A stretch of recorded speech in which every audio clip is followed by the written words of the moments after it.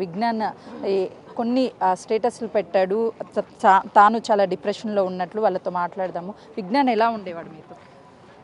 Actually నేను వాళ్ళ ఫ్రెండ్ని కాదు, వాళ్ళ సీనియర్ని. నార్మల్గా ఉండేటోడు.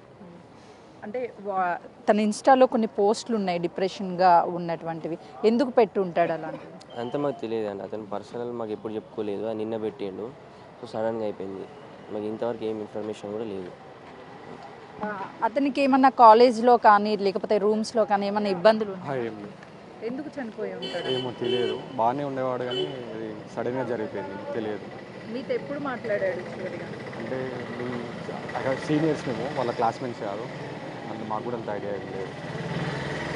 వాళ్ళ క్లాస్మేట్స్ ఎవరైనా ఉన్నారా? మీరేమవుతారు? సో నేను సీనియర్ 4th ఇయర్.